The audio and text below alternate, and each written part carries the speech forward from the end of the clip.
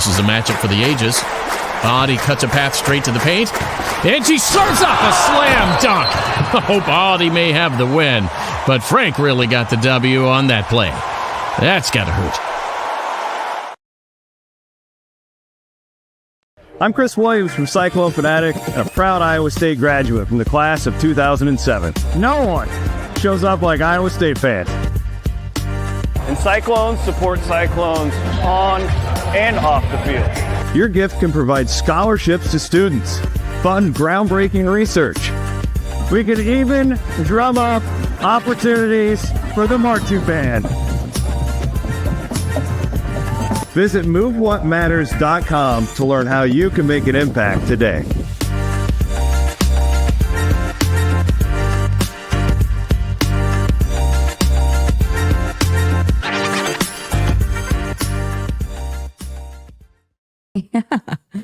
Welcome back. We're back. We're back after a 1-week hiatus that we didn't warn you guys about. We're so sorry. Well, when you get sick, I got sick, everybody. Apologies. This is one of those things where it just hits you. It's like, well, I can't do anything. So, yeah. Apologies for missing last week. It was a really unfortunate week to miss because obviously there's a lot of great wrestling that happened this upcoming weekend. It would have been great to preview it. Yeah. Unfortunately, okay. My stomach had a very different plan. That's all right. You know, I still went and spoke to the team. We got some good interviews from the guys. So, no big deal. Things happen.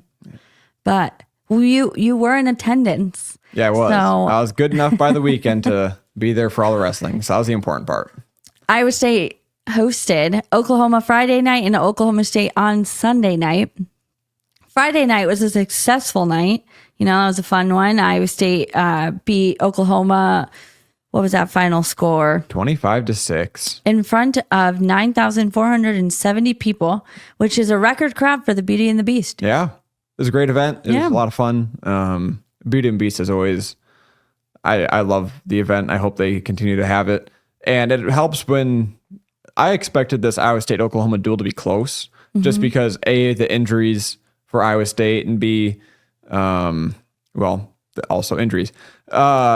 And then Iowa State just went out there and even got wins from guys like Kane Noctiborn and Nate Schoen, like guys who are backups and are young, and hopefully in the future they can become high-level wrestlers. But right now they're not supposed to be starting in Iowa State's lineup. And they go out there and they get wins. So I think that helped things. And then, it's just the other guys. Evan Frost goes out there and wins 9-0. He was a takedown away from, making it 12-0 and just having things get really out of control there. But overall, I think top to bottom, a really good dual meet for Iowa State against Oklahoma. Well, and Kane Noctiborn had me thinking he was going to get a pin. Yeah, in that first period, he had my heart locked dropped up a little. So shout out to Kane. That was huge. It was really fun to see him get out there and just, throw it out there. It's a promising thing to see. And again, Aiden Riggins, I got to sit with Brent Metcalf today. Spent an hour together in his office, and I asked him about Aiden, and I said, what does he need? And he talked a lot about how Aiden is someone whose confidence will just grow with more match wins. The more he gets to taste that type of success. And so I'm glad he got to have that, especially in front of such a rowdy crowd. I feel like, how can you not feel your confidence just go up after 4 of your teammates have now won back to back, and then now you're helping lead the charge. So I was really happy for Aiden. I think he really needed that. Yeah, he beat number 30 Tate Piccolo 7-3, and it was a very convincing win. Like, there wasn't really a point where like, oh, Aiden's in trouble here. He went out there and looked confident from the very beginning, and I think we've seen that at times from him, where he goes out there and against high-level guys, he can get to the leg. He just doesn't necessarily finish that attack or doesn't know how to finish that attack. So to see him get those takedowns against a ranked wrestler was really good to see. It's one of those things where it's like, okay, is he finally going to turn that corner? I'm sure the coaching staff is waiting for it. We as fans are waiting for it. Because you see that potential, like, okay, he's got good leg attacks. Now he just has to develop those finishing ability and get to it from there. The other thing that I think we should really talk about with Oklahoma dual meet was how and not just the Oklahoma dual meet, the entire weekend, how impressive Jacob Frost's weekend was. Yep. It's a Jacob Frost weekend. It really was. So he starts off the weekend. Number 13, Jacob Frost beats number 19, Moshe Schwartz 10-4. And Moshe Schwartz has been at Oklahoma since the Ian Parker days. And he's just been around forever. And Jacob Frost goes out there and beats him handily 10-4. Moshe Schwartz is one of those guys that wants to roll around on the mat, make things funky, make it really hard to score takedowns. And Frost did a really good job of getting there and getting those takedowns. And if he had another 5 seconds, I remember this, he was in on another attack. If he had another 5 seconds, he gets another takedown and wins that one by major decision against a good ranked wrestler. He is having himself a weekend. And I think this is really exciting just because obviously injuries, I almost am so tired of talking about injuries. So I can't imagine how the coaches feel. I can't imagine how the wrestlers feel. But obviously we were kind of concerned when you lose a guy like Anthony Echemendia, but Jacob Frost has been so much fun. And I'm so glad for him because it would really suck if he wasn't doing well and Evan was. But I thought this weekend was so great to not only see him in front of a Hilton crowd, since I know some of these guys haven't had that chance, but then also Sunday's matchup. I know we're going through Oklahoma, but I mean, Jacob Frost had his, gosh, what was this? This was his highest ranked win of his career on Sunday. He beat number 4, Tegan Jamison 4-1 in a sudden victory. So I'm so excited to see. This is really promising, especially because it sounds like Anthony Echemendia is getting closer. He was on the mat warming up, so he could be out there, I feel like, any time now from what coaches said. But what we've seen is guys will come back and some of them may suffer another injury. So it is extremely promising to know that Iowa State has a guy like Jacob Frost. And I was telling Aiden this earlier. I was like, wouldn't it be great if there was a way where Anthony somehow gets a red shirt or something and we just, put that one behind us. Like, all right, we'll see him next season. And then we can just see how Jacob finishes out the season. So that's kind of how I'm feeling right now, where I'm really enjoying having Jacob and I want to continue to see him, but I'm also aware that Anthony Echemendia is healing up. Yep. So, yep. And if Anthony doesn't get a red shirt, I was on that train too. Like, okay, I would love to see Anthony get a red shirt. If he doesn't get a red shirt, which would be unfortunate, you now feel really confident that you have a good 1-2 punch in the Frost twins. Because like you said, we didn't really know what we had in Jacob Frost. They both wrestled that first match last year against Cleveland State. Evan won and Jacob lost. It's like, okay, is it one of those things where sometimes one twin is better than the other twin? That happens. So is this one of those cases? But now I think we can comfortably say that it's not really the case. Like, they are both very good, very high level wrestlers. When you're beating the number 4 guy in the country, 4-1, sudden victory, you're the one that gets that takedown. You're the one that outlasts him. You have a bigger gas tank than him. That says a lot.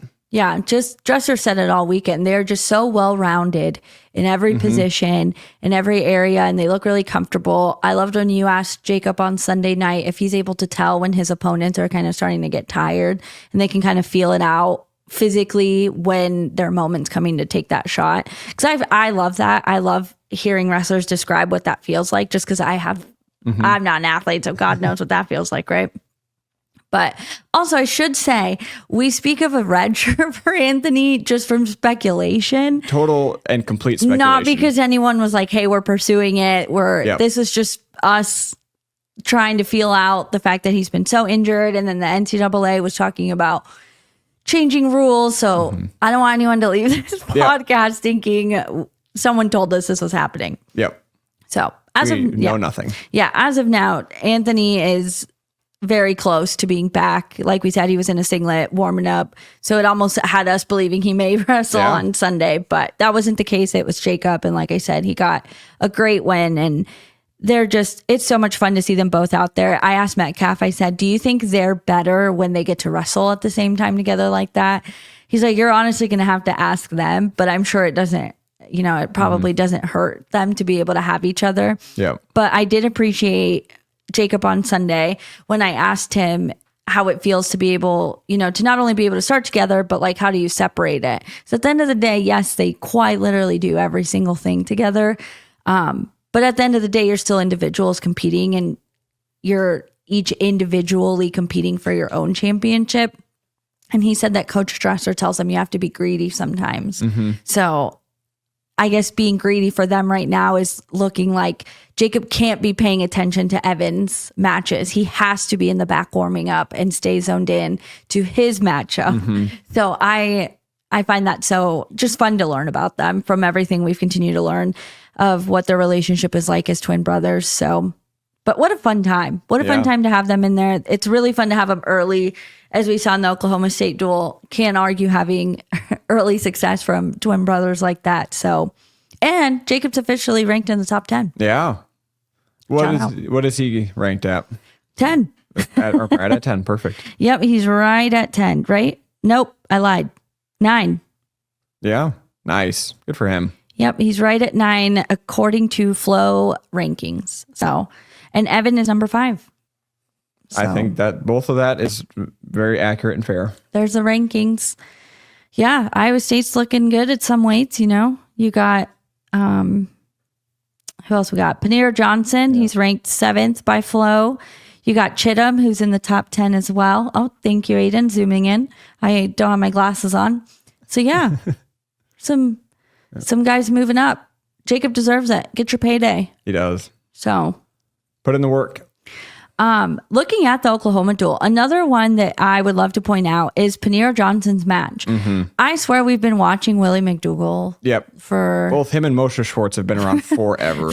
like, I feel like for as long as we've been covering Kevin Dresser's team.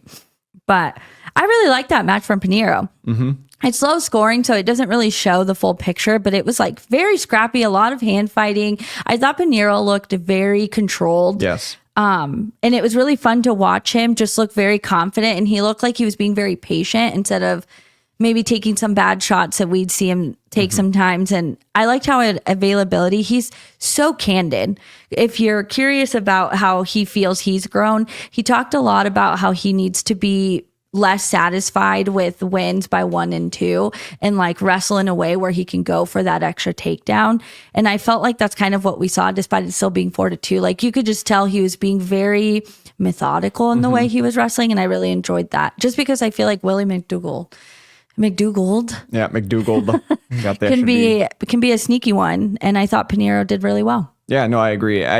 The word I would use to describe Panero's wrestling against him would be intentional. Yeah. It was very intentional. He knew exactly what he was doing when he wanted to do it. He didn't take any wild shots like Jackie said. In the past, we've seen Panero fire off a blast double from distance and it just like not going anywhere. Like what was that? But this match against Willie, he was just feeling him out. Similar sort of to Jacob Frost in his match against Oklahoma State. You just feel him out, wear him down, and you feel him get tired. Like that little throw by, the way he got the takedown, that was because he kept wearing on him, got him tired. He's like, oh, this is my opportunity. Whipped him by, got a takedown. It's like, all right, there you go. Yeah.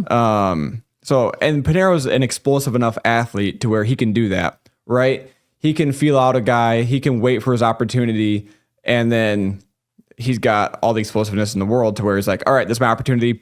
Bam, got it. There are times where I'd like to see Panera open it up a little bit more. I don't know that this was necessarily the case, but there are times like, all right, Panera, you are clearly better than this guy. Let's rack up some takedowns now. So we'll see what that hopeful growth looks like in the coming rest of the season if he wrestles a guy who he's clearly better than. And then talking about guys who wrestled really smart matches, and then we're going to get into another one with the same wrestler who was not smart, but really smart match. MJ Gaitan against number 8 Gavin Sachs. Yeah, great win. Great win. MJ won 7-2. And you could tell from the outset that this was not going to be a typical MJ Gaitan match where he wants to throw him on his head, roll around on the mat, and do all these crazy things. He was very technical, very sound. He's like, I wanted to avoid the crackdown position once I got on his single leg. He did a great job avoiding those, great job finishing single legs, like very technically savvy, well wrestled match from MJ. One, we have not seen it from MJ, I don't think, as a Cyclone. No, I don't think we've ever seen him wrestle like that. And you actually texted me during the match, it's like, it feels very low energy from MJ. It's like, I actually think he's wrestling really smart right now. And it's just one of those things where it was just so weird from Yeah, MJ. it caught me off guard because I was like, what is he doing? Yeah. What's going on here? This is not the MJ Gaitan that I know. Yeah. But he found a way. No, he didn't find a way. He essentially dominated that match 7-2. Like, it was not It was a convincing close. win, It was yeah. very convincing. So it's good to see that MJ can do that. Where if he needs to wrestle a smart match, he can. That said, we might as well talk about Oklahoma State right now, since we're on the MJ Gaitan. Talk about him. He wrestled number 3, Dean Amity, and everything that happened in the Oklahoma match did not happen in the Oklahoma State match.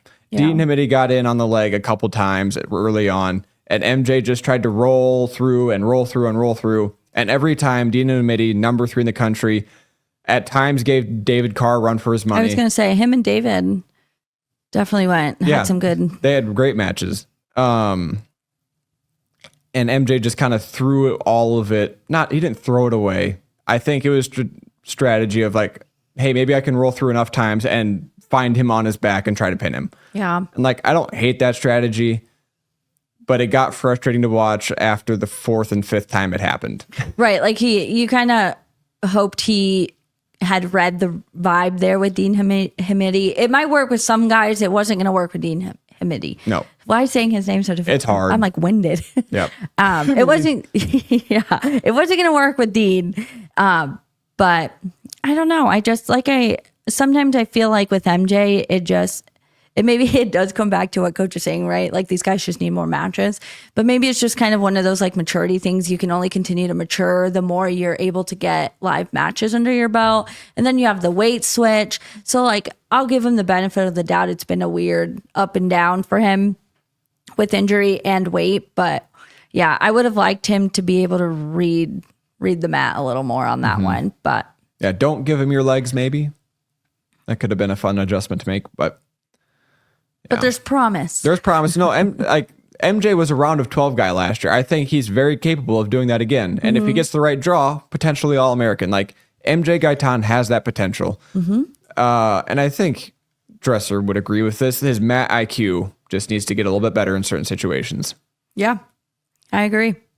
It's nice to see some growth with some of these guys, and they're sharing it too. Is what's fun. Like I said, Panero talked about some things that he needs to work on in his own wrestling, and I mean MJ did the same with how he needs to be more controlled. And I love that he's working with St. John just because of the type of wrestler St. John was when he was an athlete. So yeah, it's fun to see the results on the mat that they talk about what they're working on. But yeah, unfortunately, Dean Hamidi is a very good wrestler. He's number 3 in the country for a reason. Yep. So yeah, and growth isn't a straight line either, right? So like we saw growth from MJ or perceived growth from MJ against Oklahoma, and we didn't see that against Oklahoma State. Growth isn't a straight line. Getting better isn't a straight line. So hopefully MJ can keep working on it and become that All-American that he definitely has potential to be. yeah, and I mean MJ has shown he's a very, I don't know if emotional is a word, but you can just tell how hard he takes those losses. So, I mean, that's just another chip on his shoulder, right? Mm-hmm. So we'll have to see how he comes out against Arizona State in about 2 weeks. 2 weeks, yep. I guess we might as well just do it, right? Did you have any other final takeaways from Oklahoma? I don't think so. Nope. It was a good duel, like we said. Hard to feel upset about a 25-6 win in front of almost 10,000 fans. Yep. But Oklahoma State came to town. I really enjoyed just being back in Hilton. It was, I don't have the total count number for fans, but there was like 6,000 some people. 6,533. Yeah, I was gonna say, I knew it was like 6,500. Super fun to see Oklahoma State. Coach David Taylor is his first season as a head coach. Fun to see them come into town. Very bizarre to not have Chris Perry, Coach Chris Perry, losing his mind in the Oklahoma State corner like he's done for several years. Yep. So that was kind of a weird situation as I looked at the two coaching benches. This coaching bench was much more calm than the John Smith David bench. Taylor's face is just, he is all business. Yeah. I saw very little emotion from him. At one point, one of the photographers asked me, which one's the new head coach because of how lack of expression that David Taylor was giving. They thought the assistant. Okay. I can't remember his name. He had the white polo, but he was the one that was kind of like getting up and screaming, and they thought that was the head coach. And I said, nope, David Taylor's just a young guy. Yep. But yeah, Oklahoma State, obviously, like we said, that was going to be a tough matchup. Number three ranked team comes to town. It's definitely a battle, and they won 27-12, which that's a little closer than honestly I thought. Closer than I expected. To be completely honest. Iowa State started off hot, right? 133 through 157. Iowa State wins them all. And then we head into intermission. And of course, those upper weights just took care of business, which was fully expected. That's the thing. When I look at this duel, I don't walk out of it being down on the Cyclones, just because when you look at Oklahoma State's roster, Cam Amin. Yep. I'm thinking of Dean now. He's number 6. Dean Hamidi's number 3. Dustin Plott's number 3. Luke Serber's number 7. And Wyatt Hendrickson is number 3. So like that number 3 is misleading. I was going to say he's number 3 behind an Olympic gold medalist and a 2-3-time NCAA champion in Greg Kirkfleet. So it just, and coach said it himself too. He was like, we knew we weren't going to win those matches, and we didn't. Yep. So what were your biggest takeaways besides like the obvious of like Cody Chittum beats Caleb Fish? What were your biggest takeaways from the team? Yes, if we take away the Jacob Frost and the Cody Chittum and the things that we've already talked about, we haven't really talked about Cody. We'll talk about Cody soon. I would probably say Pinheiro, again, 4-2 win against number 14 Carter Young. Another really smart, well-wrestled match. It's just really fun to see people's and wrestlers' growth in their abilities and in the way they wrestle. And I think Pinheiro has been, obviously he had his whole gambling thing last year. He's been dinged up a little bit this year. He had to drop weight. He's wrestled 3 different weights this year. He's done everything for Iowa State. To see him finally settle in at 149 and start getting these big ranked wins has been really good to see for him, and just with everything that he's had to go through. So I think that'd be probably my biggest takeaway from that dual meet. I feel like my biggest takeaway when I look at this duel is that Iowa State isn't in as bad of a place as it feels sometimes when we sit and think about things like Younger being injured. The Christian Carroll news came as a surprise. So then you kind of lose someone who you thought was going to be an anchor in that weight. And then you look at all the other injuries, and the inconsistencies of Cody Chittum gets hurt and then he's out because, he didn't wrestle Friday. And then you have MJ, who's also kind of been in and out. I think I felt better about the team as a whole. Mm-hmm. I also am always a huge supporter of it's good to feel the competition now. So like Daniel Herrera being able to wrestle Wyatt Hendrickson now, I think is only going to make him so much more successful come March. Mm-hmm. So like, I think I just felt better about the team as a whole, and I felt a better understanding of where people stand. Yeah. So I just feel better about what I expect out of this team, say come March. And even then, coaches continue to say like, there's still room for growth. There's still time for healing. So things could easily still continue to improve by the time we get to Tulsa on like March 7th, I think it is. So I think I still felt kind of optimistic despite obviously some tough losses. Aiden Riggins lost 11-4. But let's talk about that match real quick, because that was one thing I wanted to bring up. Go for it. Building off of his match against Oklahoma, where he got a good ranked win, comes in against number 6 Cam Amin. If this was Aiden Riggins a month ago, I would have expected a major decision or tech fall loss from him. Mm-hmm. He goes out there, wrestles a good match, loses 11-4. Yes, he does lose. But it's one of those things, again, where if you look at that match and how they were both wrestling at the end of the third period, Riggins looked like he had a better gas tank. Cam Amin looked tired to me. Yeah. And like Riggins still looked pretty fresh. Again, one of those things where Aiden got in on the legs of Cam Amin in that third period. It's like, if he finishes this, instead of it being, because I'm pretty sure Cam Amin got riding time, instead of it being 10-4, it's now 10-7. And if you escape takedown, you're within 1 point there. I don't know if he's able to finish that match. Mm-hmm.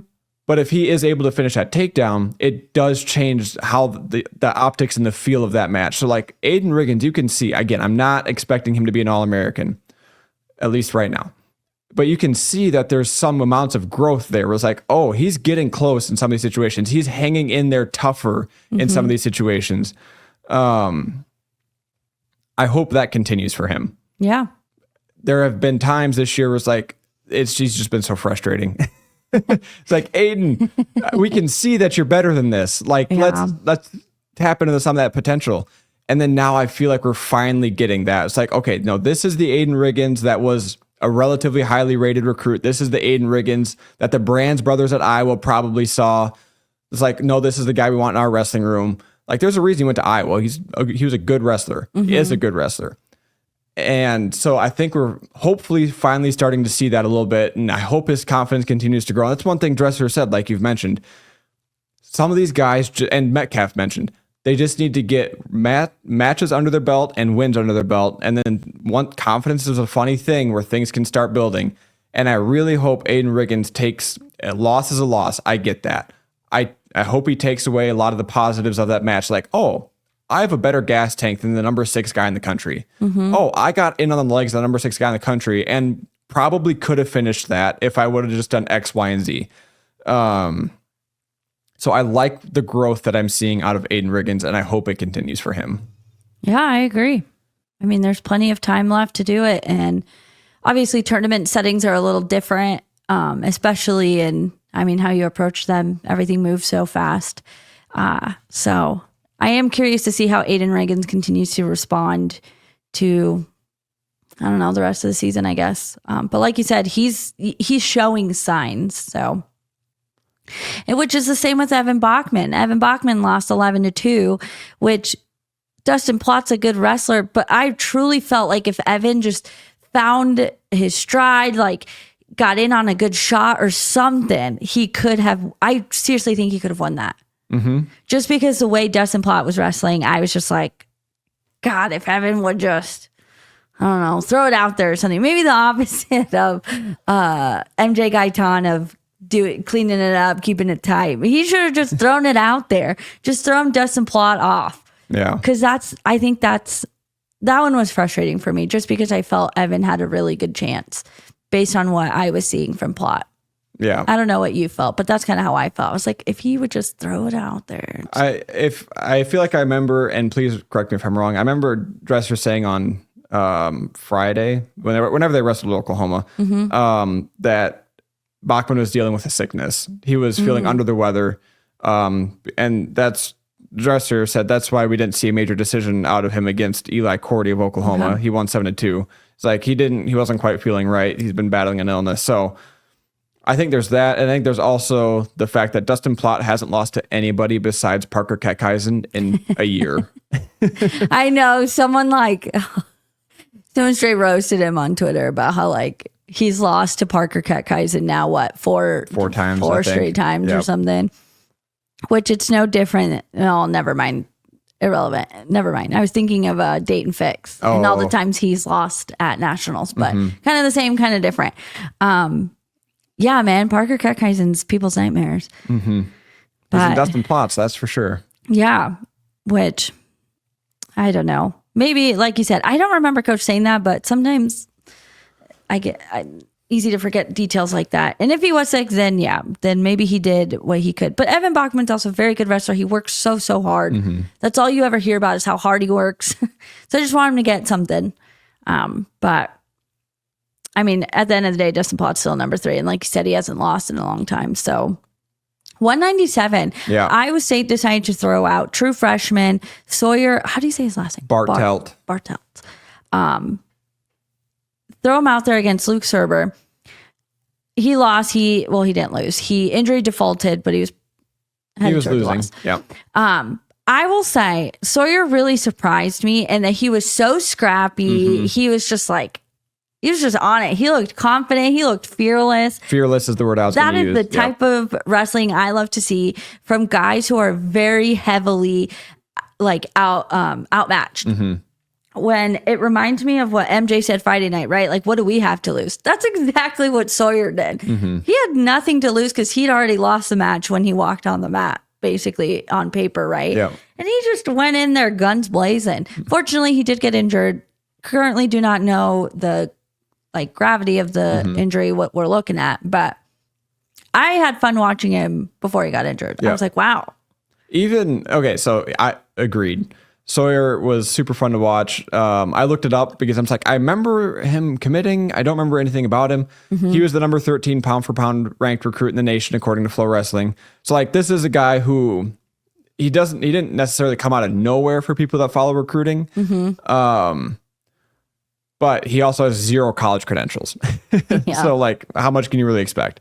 And like you said, he wrestled fearless. He was scrappy. He looked mean. Like he was not going to back down from anybody. He's like, no, why can't I be on this mat too? Yeah. And yeah, he went for a throw, which like ballsy.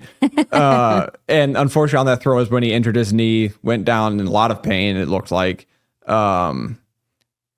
somehow continued. And what I respect the heck out of him for was right after that injury, he looked like he could barely stand stably.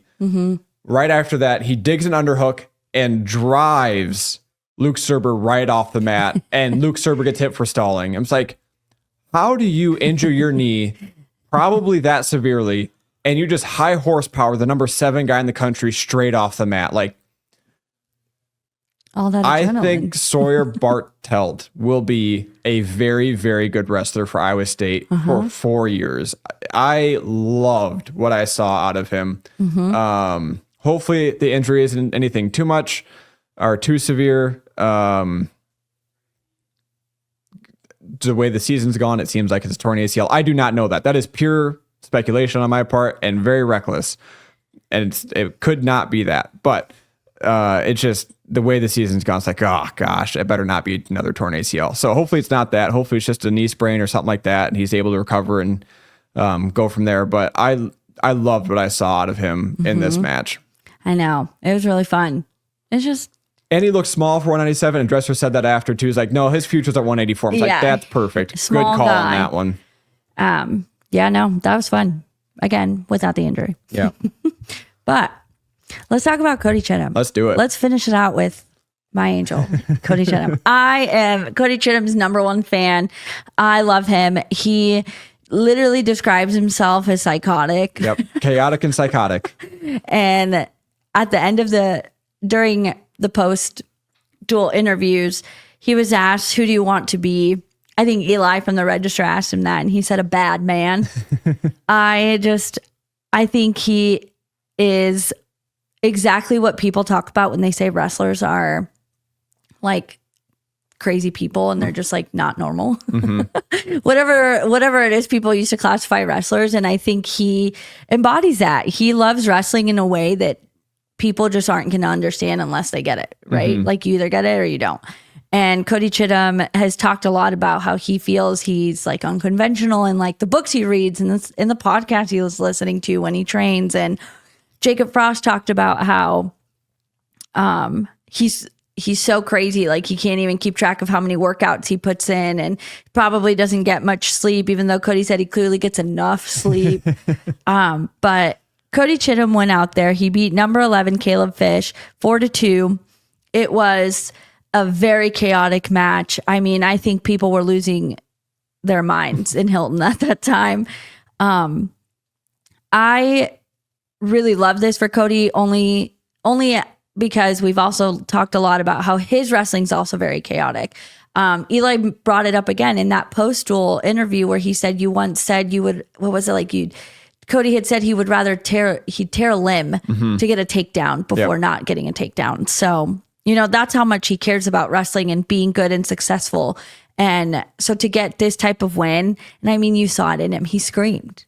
He screamed at the end of it when he got his hand raised. And I hope this continues to propel him towards success as he continues to move through the season and hopefully avoid any more injuries, especially because Cody Chittum seems like the type of guy where he very much defines his success in his wins, because when I asked him, do you consider yourself a leader? He said, no, I haven't done anything. Well, to me, that means he thinks he's not a leader because he hasn't won a title, or I don't know. Yeah, If maybe he used the word, I don't have any credentials yet. Yeah, or I don't know if being an All-American maybe would make him feel more comfortable. But I think Cody is a leader. I would agree. I have always watched Cody be Matt's side, cheering his guys on, being like an honorary coach in the corner if he's not competing. I mean, I brought this up after the Cyhawk. He was waiting for Aiden Riggins.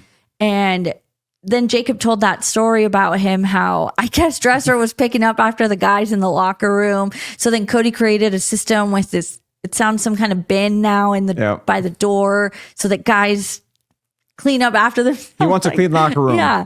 Like, I think Cody's not giving himself enough credit. And I do think he is a leader just from what we see of him and the way he's talked about. Like, these guys speak very highly of him. Daniel Herrera named him as someone who's impacting his time at Iowa State.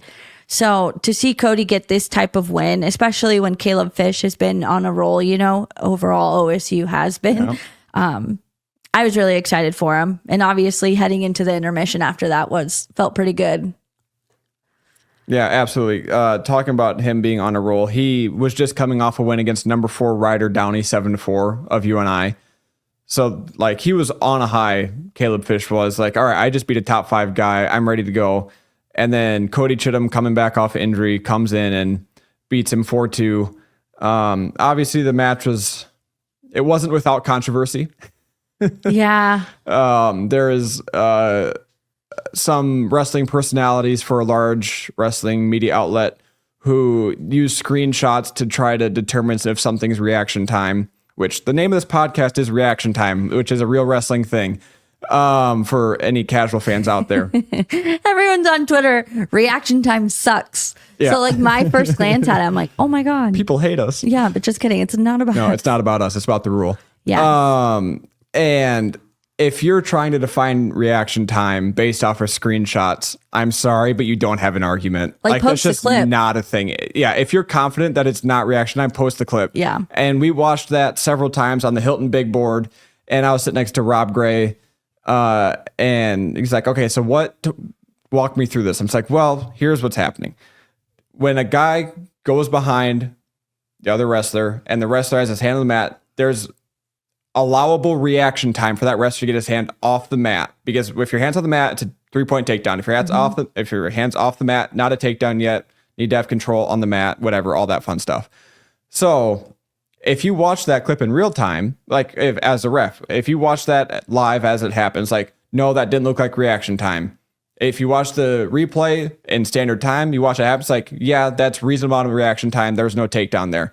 If you go slow motion and take it frame by frame, boy, yeah, it sure looks like a takedown because his hand's on the mat forever. But like, it's one of those things where maybe I'm watching this through Cyclone and colored glasses or whatever, but I don't think that was a takedown. I think there was reaction time there. I think he got his hand off the mat. He was very clearly like, nope, hand off the mat. I understand. And he fought off the takedown. Yeah. And it worked out for him. So like, Christian Piles, you're wrong. No, I agree. But like you said, I didn't know if my opinion was just because maybe I'm being biased, but I didn't think it was a takedown. It didn't look like it. And regardless of It didn't feel like it either. I was going to say, regardless of what we think, they didn't call it. Yep. So 2 paid professional refs looked at it for a long time and called it in real time and said no takedown. So and it sounds like there was a controversial call on Friday night too. I think with there? him. Okay. Yeah, I believe so. Because if I'm correct, I thought I saw a tweet where someone was like, Fish is never going to want to come back to the state of Iowa with the officiating he's experienced or something. he won 7-4. Okay. So yeah, but regardless, Cody Chittum got the win. So Yeah. Great win too. argue it all you want. They'll meet. I'm sure they'll meet again. Yep. They'll meet at Big 12s. I'm sure the brackets will work out, one way or another. And I look forward to that rematch. It'd be good. It'd be fun. I look forward to Good, it. clean fun. So now we get another weird break. We don't have any wrestling this week. And then next week, Iowa State will host Arizona State Friday night and then Pitt on Sunday, which is a whiteout. Oh, fun. And then I believe Arizona State's senior night. Yes, it is. So Yep. we'll be honoring at least for sure Kyson Terrakina and Evan Bachman. Yep. I can't think of who else is a senior. I am so sorry. I can't think of the Anthony. roster. I was like, who else am I missing? See, Yeah, technically Echemendia, technically Bastida, but they're going to hunt a medical redshirt for him. I think that's it for the starters. I'm sure there's plenty of backups that are seniors. yeah. So in Arizona State's another really good program, but I really love Arizona State. I'm a huge fan of them. I love their coach. And despite some of the people who have left wrestle for Iowa, I still really like their team. I think it should be a fun duel.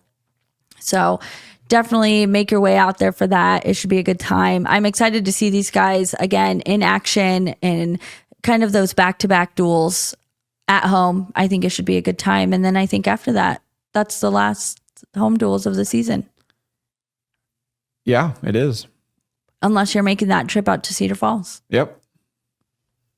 So we got a few more duels left to see what only this, 2 more. Yeah, Shoot. I know.